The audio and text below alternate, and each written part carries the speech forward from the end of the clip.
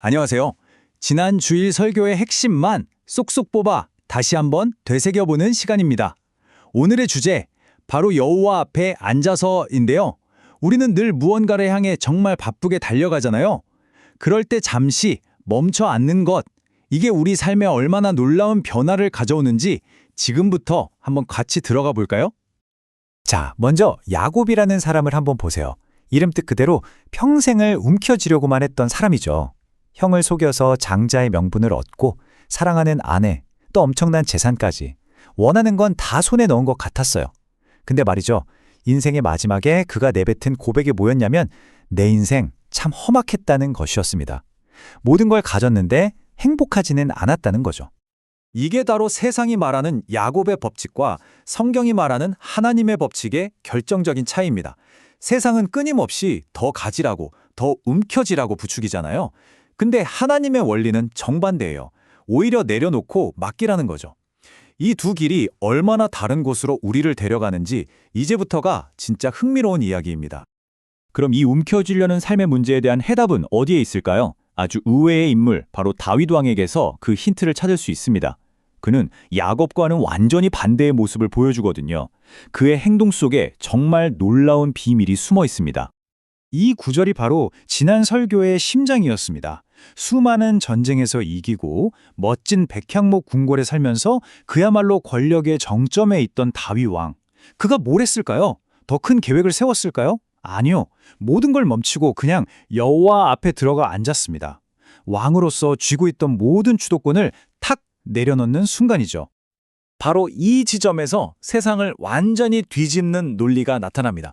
뭐냐면 우리가 필사적으로 뭔가를 하려는 노력을 멈출 때 바로 그 빈 자리에 하나님의 더 강력한 일이 시작된다는 거예요. 나의 멈춤이 곧 하나님의 시작점이 된다니.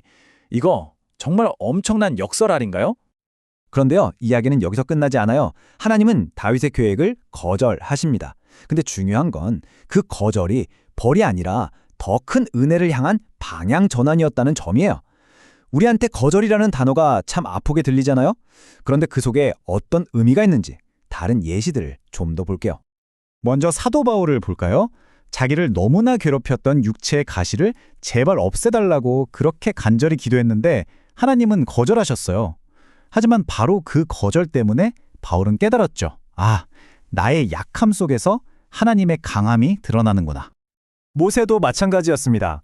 평생의 꿈이었던 가나안 땅에 들어가는 걸 바로 눈앞에 두고 거절당했죠. 하지만 그 거절이 모세라는 인물의 위대함이나 하나님의 계획을 조금도 깎아내리지 못했어요. 그리고 가장 극적인 예는 역시 예수님이시죠. 겟세마네 동산에서 십자가의 고통을 피하게 해달라고 기도하셨지만 그 기도는 거절되었습니다. 하지만 바로 그 거절을 통해서 온 인류를 구원하는 길이 열렸습니다. 자, 이 이야기들이 우리에게 뭘 말해주고 있을까요? 바로 이겁니다. 하나님의 아니는 이야기의 끝이 아니라는 것. 오히려 우리가 상상도 못했던 훨씬 더 크고 놀라운 은혜의 시작점이 된다는 거죠.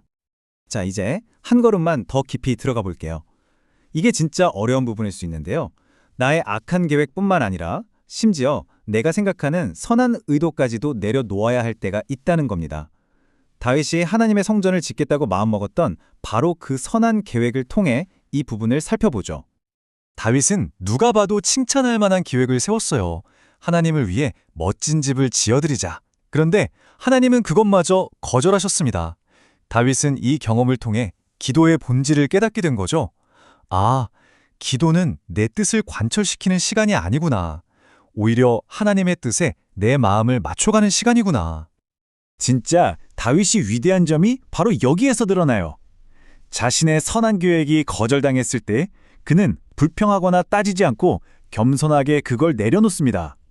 바로 그 순간 하나님은 다윗에게 그가 계획했던 성전과는 비교도 안 될 만큼 어마어마한 축복을 약속해 주시죠. 자, 그럼 이 모든 멈춤과 내려놓음의 결과 다윗에게는 궁극적으로 어떤 변화가 찾아왔을까요? 이제 결론인데요. 다윗과 하나님의 관계가 어떻게 근본적으로 바뀌었는지를 보여줍니다. 와, 이 비유가 정말 강력하지 않나요? 다윗은 인간적인 성공과 안락함의 상징인 백향목 궁궐에서 걸어나와 하나님의 임재가 있는 소박하고 겸손한 공간, 바로 장막 안으로 들어갔습니다. 그의 삶의 중심이 완전히 이동해버린 거예요. 그리고 이 변화는요, 다윗이 쓰는 단어 하나하나에서도 그대로 드러납니다. 하나님 앞에 앉기 전 그의 관심사는 하나님의 궤라는 어떤 종교적인 물건에 있었어요. 그런데 하나님 앞에 앉아서 기도한 후에 그의 모든 고백은 주 여호와 하나님이라는 살아계신 인격을 향합니다.